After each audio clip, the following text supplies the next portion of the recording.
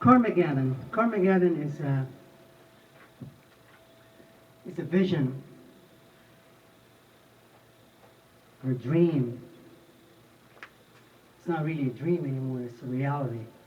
Because we've been celebrating Karmageddon events now. That's our second year doing that. You know, a couple of years ago, everywhere you go, you would hear people talking about the end of the world. People were talking about 11/11. They were talking about 12/12. The Mayan calendar was going to end, and that was the end of the world. Whatever happened with that? We're still around, right? No, Hope we're all so. dead. We're all dead? Okay, Yeah. well, but... We didn't get the email. But life goes on. We die, but life goes on, right? So we didn't get the email. And they also talked about a polar shift. They talked about Planet X is going to hit this planet. They talked about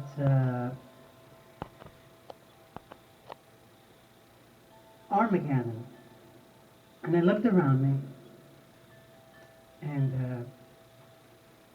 you watch the news, and really all you see is all the horrible things that happen in the world, all the doom and the gloom. But if you watch the real world, if you look around you, if you open your eyes, you will see that there's a lot of good people doing a lot of good things in this world. A lot of good people that probably you know about, or probably you don't even know. Probably your neighbors. You don't have to be famous. You don't have to. They don't have to be recognized by world leaders. They don't have to write books. They don't have to have Ph.D.s. Just ordinary people like you and me that are changing the world every day. And the people that are changing the world could be maybe the little old lady in the corner store that when you go there and she looks at you and she smiles and says good morning, and you look at her face and you know that you're going to have a good day because of that. And it changed your whole world right there. Could be the little boy in the grocery store that just bags your stuff. And welcome. That's my brother Arnie. And that little boy that bags your stuff and treats you with respect and doesn't care if you are just a woman that's working 2 jobs, doing minimum wage, riding the bus all day and trying to make ends meet, and everybody is maybe giving you a hard time, the boss is being abusive, people don't appreciate you, but that little boy looks at you and treats you like a human being, and you know that he made a difference that day. And the things that you do, everywhere you go, and the people that you touch. And if you look around you, you're going to notice that there are a lot of light workers in this world. And when I say light workers, I don't necessarily mean people work for FPL. Light workers are the people that are people making a difference. There are mystics. And mystics are not different kind of people, but in reality, every person is a different kind of a mystic somehow, if you really get close to them and find out who they are and what they are.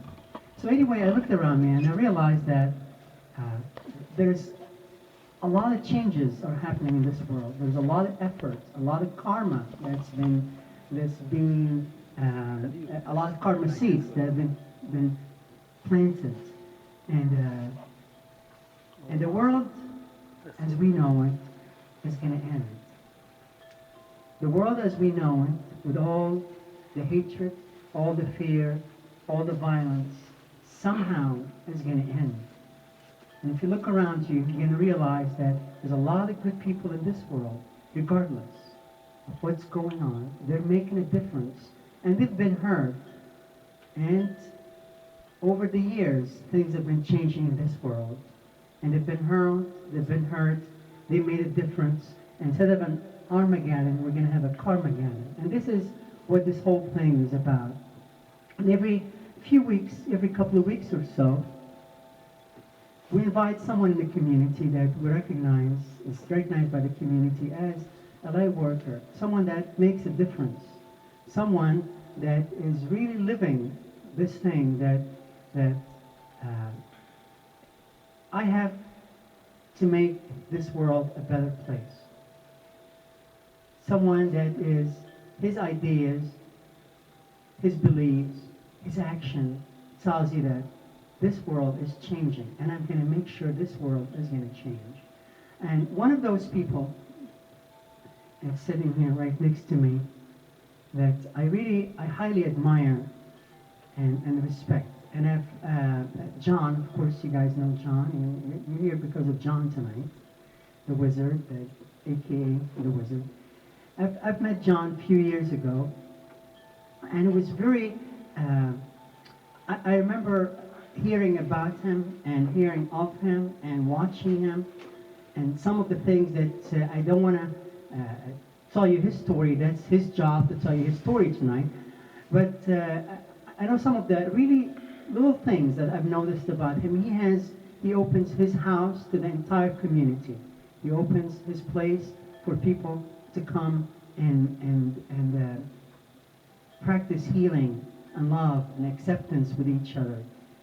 He does, every time I go down in South Miami, in his backyard, he holds sweat lodges down there. And you go, and it's not just about the sweat lodge. As you go there, you can see a whole community. You see people from every walks of life. They're right there, and they're gathering as a community, and they're talking before whatever event he's having in his house or gathering, and they're talking afterwards. They're sharing meals. They're discussing ideas. They're smiling. They're helping each other. And some of the most close and personal and spiritual relationships I've had in places like that, when I go meet people, places like here, like this place. So anyway, Jon is going to be honored tonight as one of those light workers in the community. And it's not really about what he does, or what he does for a living, or what he does for other people. It's really about getting Jon here tonight to talk to him and find out exactly who he is. We know about his history. We know about Jon, the human being. And we just let him know that you've been serving this community for so long. You've been making a big difference. And don't give up. Don't let go. You're respected. You're honored. And we appreciate what you do. And the idea of those events that we have here is we honor people, and we let them know that they're not alone. There are many of us in this world that are doing this. And you're not alone in what you're doing. You're welcome home and welcome to Karmageddon. So let's give Jon a big hand and just allow, you feel welcome. Thank you. Okay, I believe that love love is the most powerful healing force in the universe. is the most powerful healing force in the universe. Everyone and everything on earth is interconnected. Everyone and everything on earth is interconnected. And that our well-being And that our well-being is linked to the well-being of others. is linked to the well-being of others. We are each other's teachers and healers. We are each other's teachers and healers. And hereby, I make a personal commitment And hereby, I make a personal commitment to form alliances in a Karmageddon, to form alliances in Karmageddon, to connect, inspire, and empower all people to connect, inspire, and empower all people through personal, spiritual, and social transformation through personal, spiritual, and social transformation into leading a conscious evolution into leading a conscious evolution toward a more peaceful and compassionate world. toward a more peaceful and compassionate world. Welcome to Karmageddon. Thank you. First, I would like to personally welcome John. Welcome, my brother John. I love you, and I'm glad that you're here tonight, this evening. You have no idea how much of an honor it is for me to be sitting here right next to you and allowing me to share part of your life with everybody else. And this evening is really about you. It's about honoring you for all the things that you do, for all the difference that you make in this world. And I would love to know more about who you are, about your background, and all the things that made you who you are, made you a leader, and a power of example, and one of the people that I highly respect and admire in this world. So my first question I'm going to ask you is, tell me a little bit about your history. Tell me a little bit about where you were raised, the people that were most important to you, who were the most important people in your community, and how did these people affect your life? And just let us share this part of your life with you. Let's give you a microphone, by the way. I got to use these. So the camera can pick up that voice. It's somewhere. Here we go. First off, just thank you all for being here.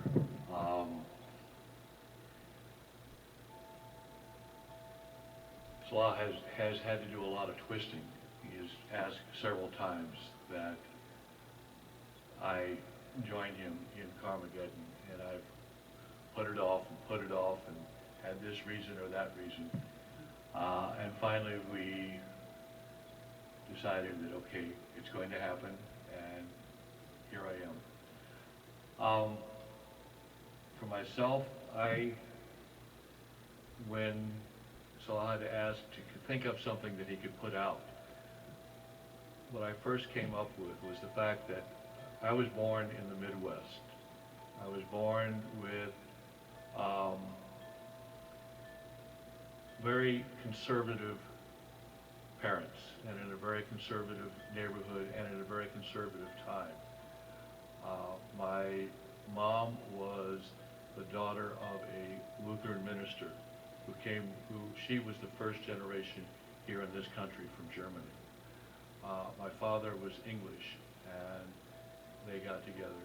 Growing up in the Midwest, especially in St. Louis in the 50s and 60s, it was as conservative as you could possibly get. And I was fortunate that the spirit beings or the light beings that we all have that come in contact with us from the very beginning, the ones that picked me said, you don't belong here, and started always interjecting questions from, fairly early on.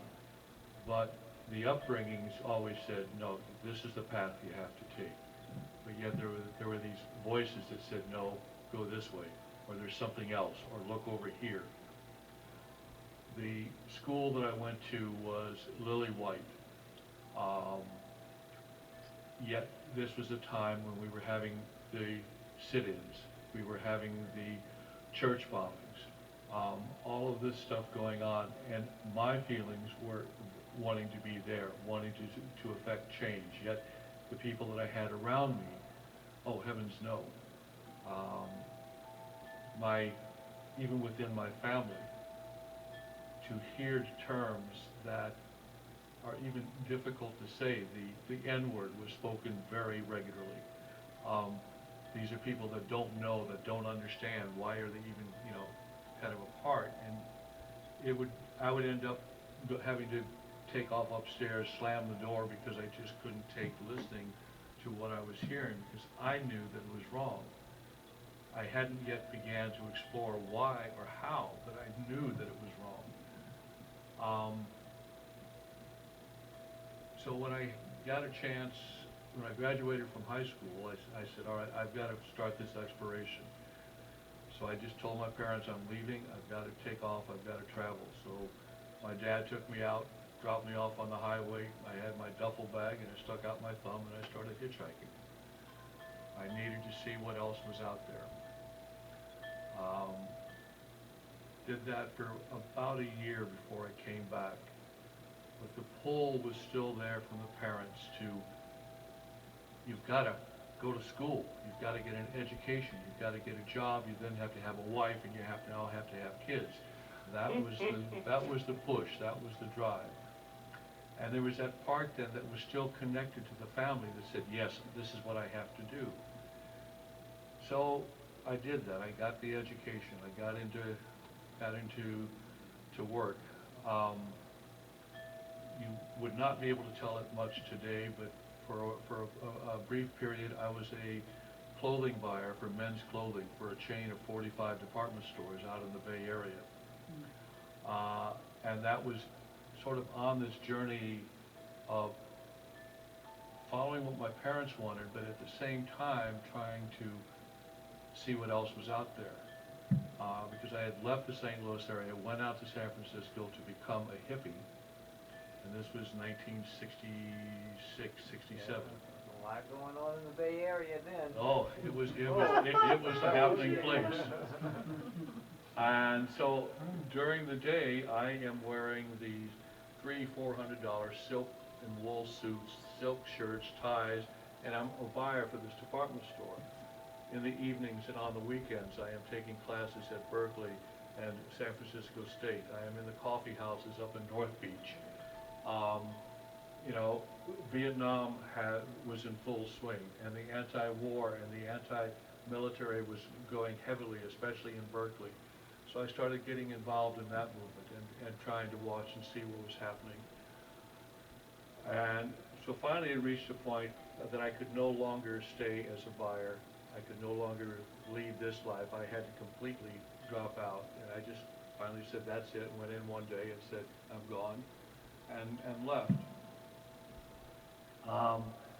Ended up on the streets over in Berkeley on Telegraph. I don't know how many of you are familiar with the West Coast, but it was on the streets in Telegraph, panhandling like so many other of us out there, still going to school at night, still being out on the streets, protesting against the war and against the draft. But I got watching, even within that, I got watching what was happening. And I started seeing sort of the psychology of these movements as they got running. How you'd have these big rallies, and you had those that were they were vehement on this is the position to be. And they were the ones that were leading the chants, and they were the ones up front. And then you had those that were a little bit more enthusiastic. And then as the crowd went back, it sort of dissipated to where somewhere towards the back, you just had people like, hey man, what's going on? This is like a party. And they would come and join. And then I watched as the people up front started, where they even became confrontational with the police. They started into the name calling. They started into the pushing. And then watched as someone from the back would maybe toss a bottle or something over the heads. And that then would get the police riled. And the police didn't know where it was coming from. All they saw were the people in the front. Well, by now, the people in the front weren't the ones that were doing all of this work. All this, getting people riled up. They had dissipated to the back. And so people that were just sort of there in some minor support were now the ones that were taking the brunt of all of this. And so I'm going, all right, I'm thinking there's got to be another way. There's something else that's going on. So started looking at that, got into going out. There was a gentleman by the name of Stephen Gaskin, who was this amazing person who was able to read anything and everything. And then he would sit and hold what were known as the Monday night classes. And they were held out by the ocean at a place called Winterland. And so you'd go out there, and there was the Harra would serve dinner and be getting you all, jumping around and Hare Krishna, and then all of a sudden, Stephen would come out and everybody would sit down and he would sit on, a platform not much higher than this, and the rest of us were out like you are. And he would just start talking. But he was taking all of the current events that were happening throughout the world and putting them into a way of love and harmony and how we can deal and where we should be going, and talking about setting up community, about living together to make this change, that we didn't need to have this violence in order to do change. And that really started resonating very strongly. Continually reading, and other things going on. Ended up on one of the first bus tours that went out of there as we went around and drove around the country in a big bus caravan trying to find a place to set up. We didn't find any the first time out. The classes kept going. I decided to head north, and I went up into Northern California, Oregon, and started living on a commune. The second bus tour left the Bay Area with Stephen and all the people that were around and thinking the same way. They ended up in Tennessee and started what is known as the farm. I don't know if some of you may or may not be familiar with what the farm is. At that time, it was just an amazing thing of what these people did. They came into this very rural area of Tennessee and decided to set up a community. They started, and you had, this was redneck city. If you can imagine, central, southern Tennessee. But they got in there. They were open. They were willing to help, willing to, just exuding, love and getting together. And the community slowly began to accept them. Out of the farm, they put together, they had a logging business. They had a huge farming business under which they started growing soybeans and then producing all sorts of soybean products, from tempeh to tofu to miso to tamari. And they also saw that that was a way to maybe help stem starvation, and so they took it and got a huge surplus medical ship and loaded it up with soybeans and traveled into developing nations and doing that. So that was going on. I'm up in Oregon looking at getting set in this commune, but feeling that there was still some things that weren't quite right. So I said, well, I'm going to hitchhike around the country again to see what would happen. Ended up in Vermont. Lived for the first year in a tent, and I'm talking northern Vermont, winters where we're down 10, 20 below zero, and I'm in a surplus army tent with a wood stove in it. But it was great. I loved it. The people in Vermont, I don't know if anyone has ever had a chance to get up there, are spectacular. They wait to see who you are as a person, and this was a very amazing lesson, even for where I had been coming from. This idea that they waited to see who you were, how you were going to react, what you were going to do. If you were there and you were going to be a neighbor, if they needed help, you came down and you helped them. They could care if which it was at the time, my hair down to my ass, my beard down to my belly button. They could care less how I lived or what I believed. I was a neighbor. I was there. I was willing to help them. They were always there and willing to help me. And that's the way that everyone in Vermont really lived. And out of that became this very strong union. And that's why that state is as progressive as it is, because there was this union of all of hippies and the Beat generation that had migrated there to go back to the land. But it was out of this space of love and giving and sharing that made people want to come together and work together. I ended up, started building at that time and learning how to build. At the same time, decided, well, I've got to do something else. So I got in and I started a few food co-ops, and from the food co-ops ended up opening up a natural food store, which then expanded from a natural food store into a restaurant and a bakery, and ran that for a while. Then got into organic farming. and then into an organic farming plus wholesale business, under which I was picking up food from all the other organic farmers up in the Northeast, taking them into Boston, New York, and delivering them, and then, you know, coming back. And at that point, my idea was, okay, we need to look at, let's live by example, and let's show people that there is another way that we can do things. But things still were going on around the world that were just very chaotic, and I tried to keep away from it and keep out of it as much as I can, but we ended up having, you know, with the start of, you had the nuclear power, which was very strong back in the early 70s. And up in New England, you had Seabrook, which was not one of the better nuclear power plant situations. And so there were a lot of rallies around that. And I started going over and participating in those rallies.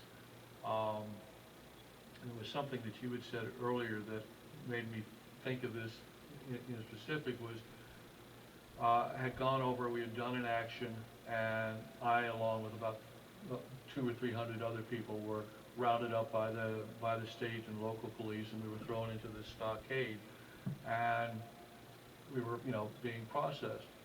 Well, no sense in getting upset. These gentlemen were doing their job, so we're up there and we're waiting, and I'm getting ready to be processed, and I'm standing in a line, and I look out, and here's these people standing out, some of them sitting down, armed guards with the rifles and everything standing intermixed all around them.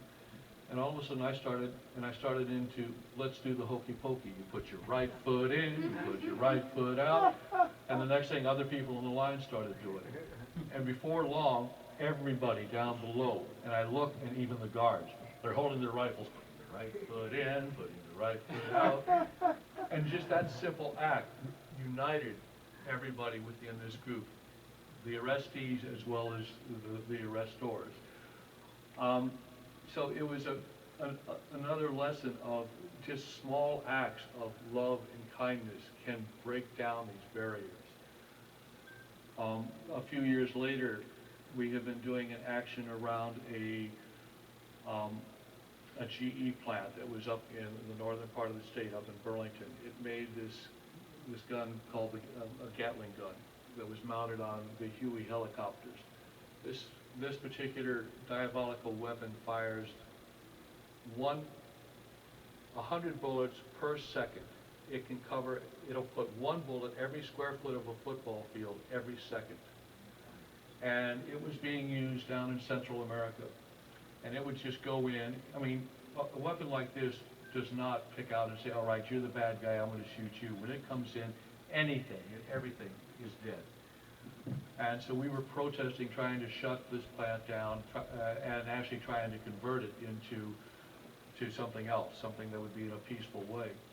And we had been doing that for several years, and finally another friend of mine and I, we decided, okay, we need to take it one step farther. So we planned an action where we went in early in the morning, climbed the fence, through old carpets over the barbed wire, got into the fence, went into this plant, we had a bunch of sheep blood, and we poured that over the machines, and then sat there and prayed.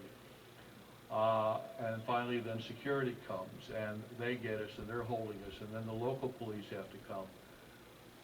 And when the police came, it was at a time they were supposed to be switching shifts. So the shift that came was the shift that was supposed to be getting off. So they were not happy campers, because now they have to deal with us. I mean, there's just the two of us, but they still had to deal with us in process. So the gentleman that had me was like, all right, you damn hippie, get up, you know, gets up, throws me up against the wall, takes an arm lock, my arm is back, and I'm going, I'm not going to resist. You don't need to do this much. Just shut up, boom. Get out to the car. You know, the thing that, the stereotype that you see, head into the side of the car. You know, just very rough, didn't give a darn about anything. So we get into the car, and we're driving, and he's going, I don't understand you long-haired hippies. I mean, you don't work, you live off the state. I go, I work. You do? Yeah, I'm a carpenter. Oh, well, you don't have any education. How do you know what you, no, I have college education. Oh. And he started throwing out all of these, his stereotypes of who we were. and I'm shooting him down, and each time he's going, oh, oh. We get to the station, and he's now, because it was at that swing shift, he had to do the whole processing. So we're going through the fingerprinting and everything else. At one point, he's there and he's filling out paperwork, but he's now asking me questions. Well, how do you know about this? Well, because I've been in El Salvador, I've been in Guatemala, I've been in Nicaragua where this gun has been used. I've seen what it does. Oh. At one point, the sergeant comes in and tells me to shut up and says, look, you don't have to listen to their propaganda. Just get them processed, throw them in jail, and you're relieved. The sergeant leaves, and this gentleman says, don't pay any attention to him. Keep talking. I want to know more. So we continued this discussion. Finally, I was processed. He takes me over to the cell, puts me in, closes the door, pulls out one of his cards and says, here's my card. When you get out, call me. I have a garage that I want you to build. So it went from this gentleman who was fully angry, didn't give a damn about who I was a long-haired hippie, to in the end, I'm building a garage in his house and our friendship continued. And again, it's this reinforcing for myself what we can do when there isn't this anger that goes back, when there is this love and this kindness that comes out. You can make a difference, you can make a change. I ended up taking off and going down to Nicaragua because of the fact of the Contras that the U.S. was supporting and sending down there. And I knew that I had to find something that I could do, so I took off and went down there, tied in with a group that was building schools and hospitals. Since building was what I did, that was very easy to fit in. So started building, trying to devise systems that would be maybe a little bit easier or a little bit more efficient for people to use as we build up in the rural areas. Every night having to be guarded by the very people that we're building these houses for, had to be guarded so that we weren't killed by the Contras who were being supported by the U.S. government. I ended up losing a very good friend, a gentleman by the name of Ben Linder, who was assassinated by the Contras. He was down there putting in small hydroelectric plants to get small electrical power to some of these very rural villages who had nothing, just so that they could have water, you know, or a small electric light to be able to read by. You know, and the first school that I built, I remember we were waiting for the teachers. We were told that the teachers were going to be coming the next day. So we're waiting, and I'm expecting teachers that I'm familiar with, you know, some 30-year-old, 40-year-old, you know, teacher coming in. A 15 and 16-year-old boy and girl show up. They are the teachers. They have got an 8th grade or 9th grade education, but that was more than anyone else. And under the Sandinista program, this was the way they were going to raise everybody's literacy rate, because they had a lot more education than anyone else. So they taught, and they taught during the day to the young kids who came from everywhere before sunup, but they were, you know, they were there at the school. In the afternoon, there was a siesta. In the early evenings, the mothers and fathers who had been working in the fields all day, they came in and they went to school. Summer came, the teachers went back into Managua and got more education, so the next year they could come back and they could bring everyone forward. Nicaragua at that time had about a 95% illiteracy rate when this started. Within 3 years, they were at about a 20% illiteracy rate, just because throughout the country they had this kind of a program of being able to, you don't need to be college educated to teach the kids or to bring somebody up and teach them how to read, write, and arithmetic. You know, it was just amazing. So I kept going back there several years. Now, some of the groups that I ended up going back with were there because of the political ideology. I was there, some political, but also based out of nonviolence, because that was Martin Luther King was someone I very much looked up to, and his and Gandhi's philosophies really rang a very strong resonance, you know, for me. So I was there in part that I had to do whatever I was doing by nonviolence. So one day the local commander of the Sandinista army came and said to our group and said, look, we need your help. This local town called Muli Muli was going to be attacked. It was somewhat strategic, and the Contras had attacked it several times before, and they had information that it was going to be attacked again. They said, can you people and your equipment come and help us fortify this village? And everyone within the group was, oh yeah, okay, yes, right, here, and I go, sorry, I can't. And I'm being, they're like, what? And I'm explaining, I will not do anything that is going to cause harm, even if these are the bad guys. And so a long discussion and debate and shouting match ended up. But the commander said, I understand. So you can work building refugios, which are basically bomb shelters. It's a trench covered with leaves and branches so that you would then go and hide under there. I said, fine, that I can do. I have no problem. So the next day we go down, and I was put on a brigade working to cut down the branches and trees in order to be what I thought to be used for the refugios.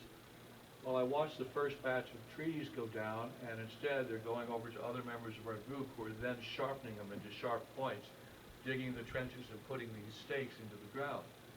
I said, that's it, put the chainsaw down and walked off the site. I said, I can't do this.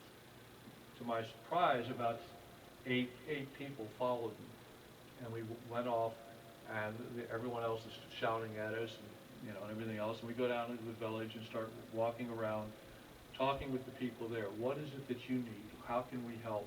And the thing was, yes, they need these refugios. They need to have some place to go and hide. So that night when the commander came back, he apologized. We talked. The next day, for the next week, that's what we did. Strictly working on the refugios. And the people in the neighborhoods, they would come out. They would help whatever way they could. Sometimes it meant that they brought a tortilla, or maybe they brought a little bit of tamarind tea, or whatever they had to share and help, they did. And that was, so it was like, okay, now we were doing something.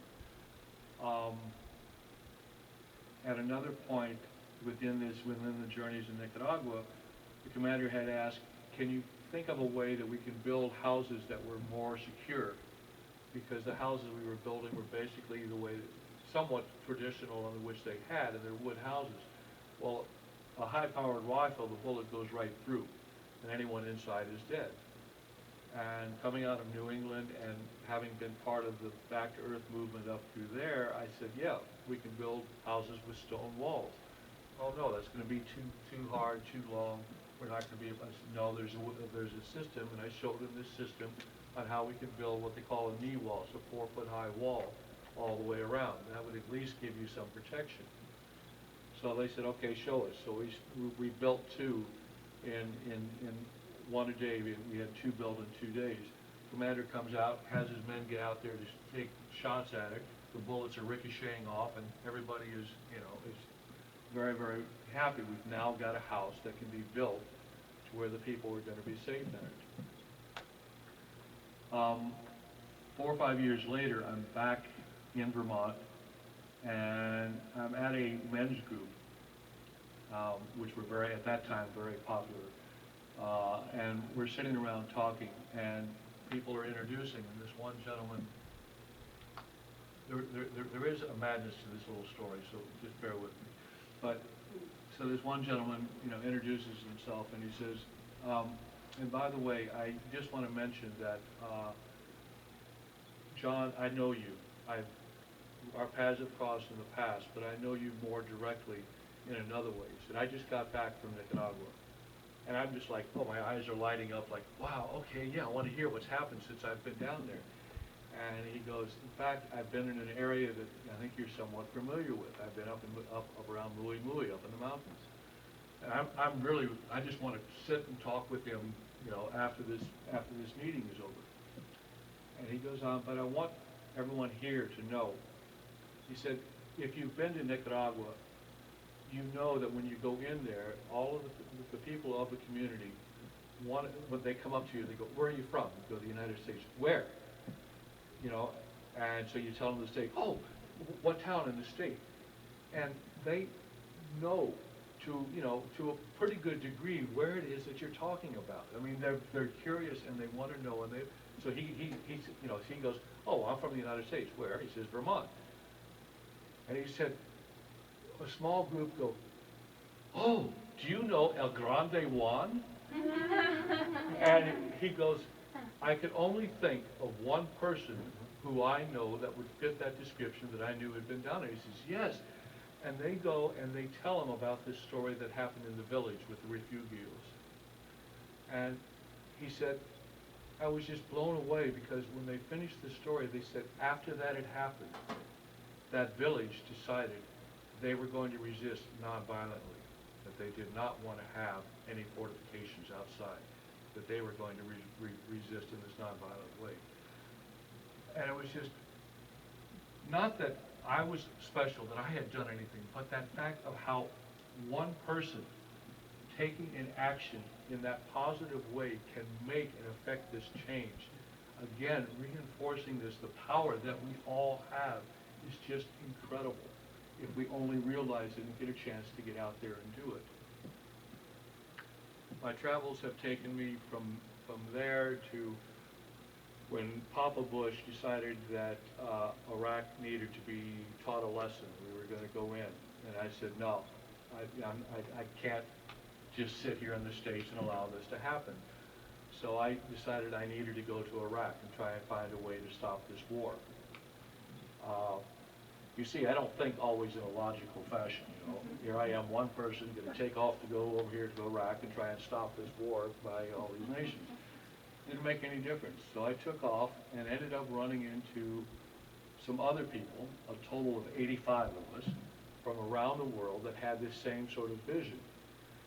So we had decided we were going to set up a encampment right on the border between Saudi Arabia and Iraq. The idea being that as the Allied forces came in to invade Iraq, we were going to be there as a nonviolent presence and say, hey, if you're going to go through, you're going to go through us, kind of thing, and see if we could get them to stop and maybe rethink it. That was our plan.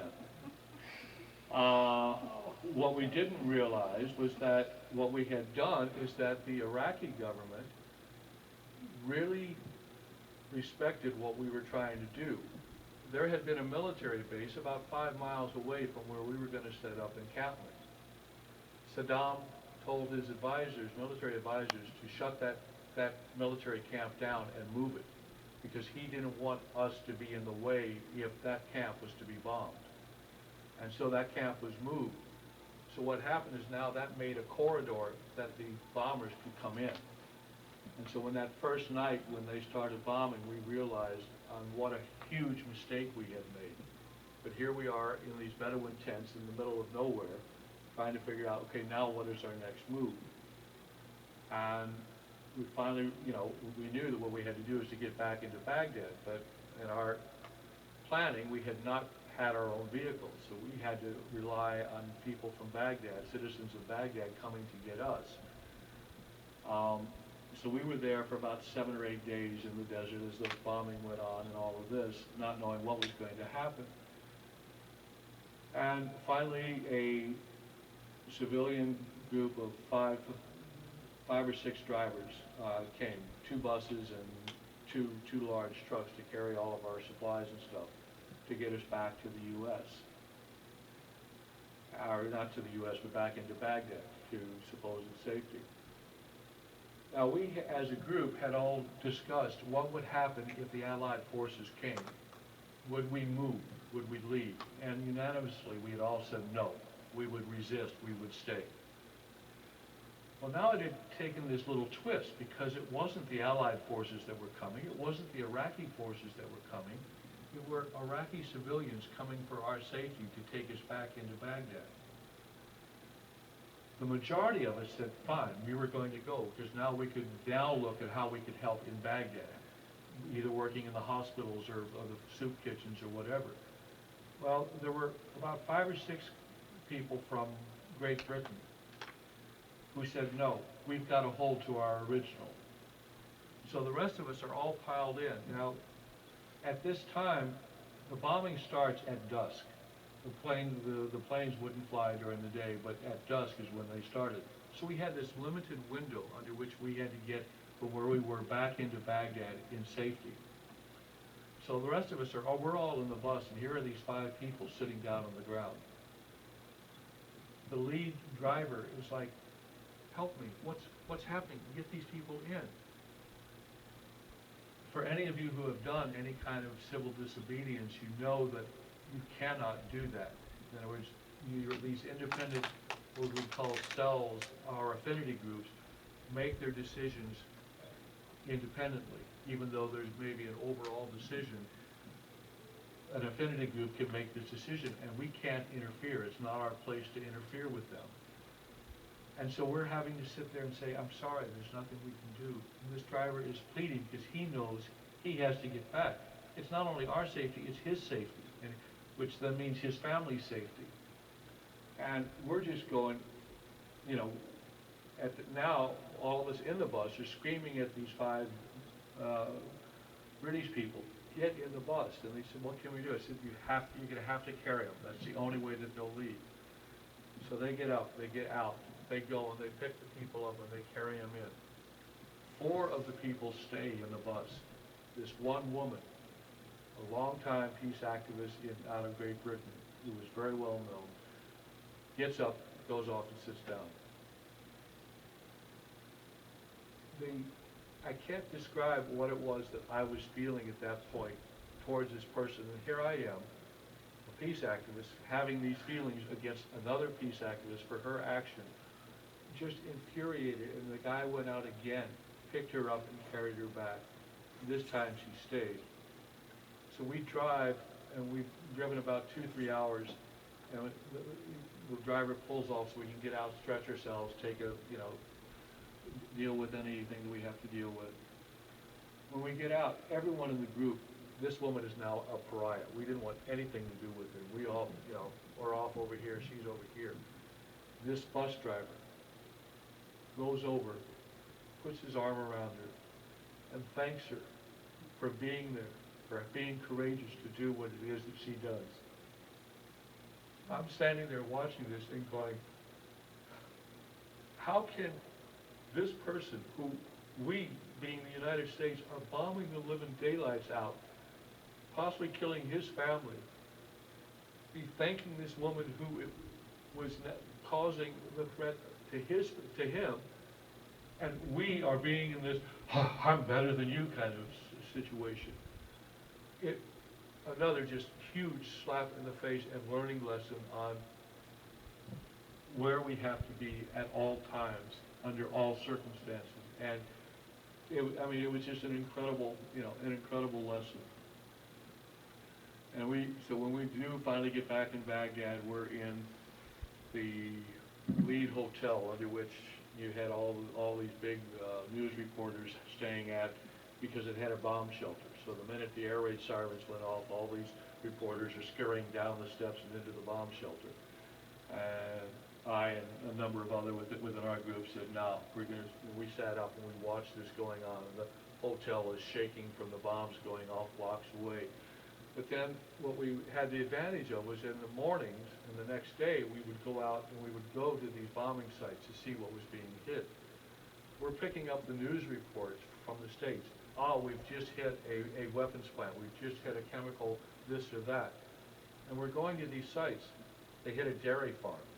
They hit a plant that was producing powdered milk. This was their chemical weapons. They hit, this.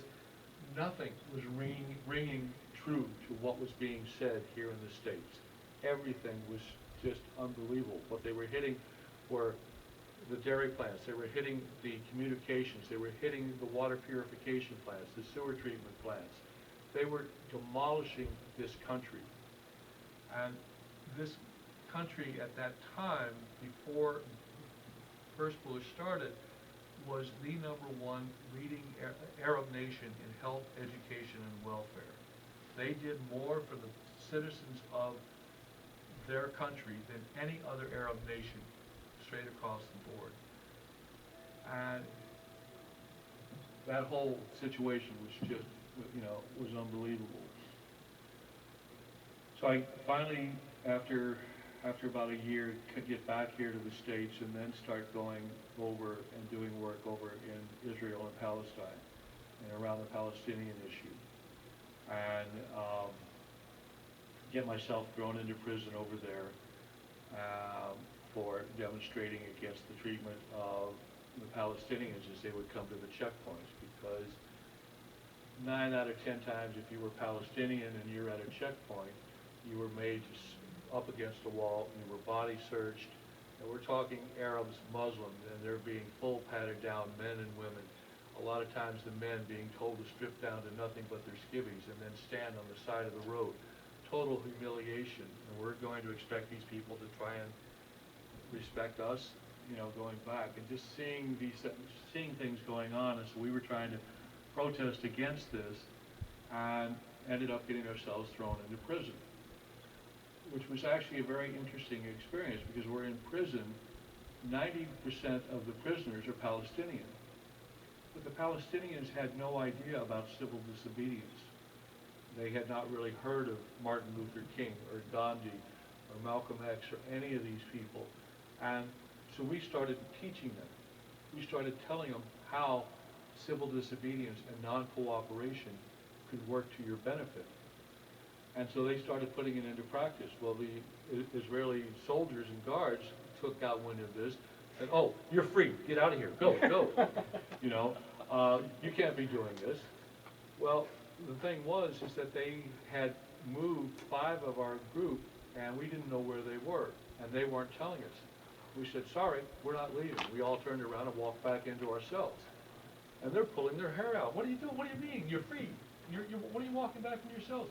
We don't leave until everyone can be accounted for. This is another thing of when you're doing any kind of civil disobedience, of this collaboration, that everybody, you work as a group. You're not standing alone. So finally they said, okay, fine, give us a couple people. They can go as representatives. We'll take you to where they are. When they're free, they can call back and we can speak to our own people. And finally, after hours and hours, that finally took place, and we got everybody together and we left. But we did have this marvelous chance of 3 days of being able to educate the Palestinians on civil disobedience. And it's something that they have picked up and have been using a lot within the country, of trying to resist what is going on over there through civil disobedience, which is a powerful, powerful tool. So that then brings me, then I finally get back here to the States, and this is how I end up down here in South Florida. I get back to the States. This is now the end of 92. Andrew had hit in August of 92. I had no idea about it because I was been over there. Get back, and I still see, and it's still all the news about how the devastation is still going on. People are without homes, without food, without water. I said, okay, I've got to come. I've got to see what I can do. So I took off and come down here, and I get tied in with a group that was starting to do work down in Florida City.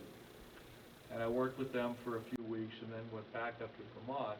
And a week later, I get a call, and they go, would you come down and head up our relief organization working in Florida City? Well, I look out. I live in Vermont. I live in these small cabins tucked away in the wood. My water had already frozen. I had 6 feet of snow. My wood pile was going down, and I'm going, moving to Miami. No brainer. So I pack up and said, yeah, I'll be down there. It was supposed to be for a year commitment. And I said, but I've just gotten back from being in the Middle East. I don't have a lot of funds to live on. I'm going to need some sort of stipend to be able to exist and work. They said, no problem. We're going to be able to pay you. I said, fine. I said, well, about how much? And I heard 35. So I'm thinking, all right, 3,500. And I'm going, yeah, I could probably make that. If I really tightened up and I live out of my truck, I could probably make 3,500 a year.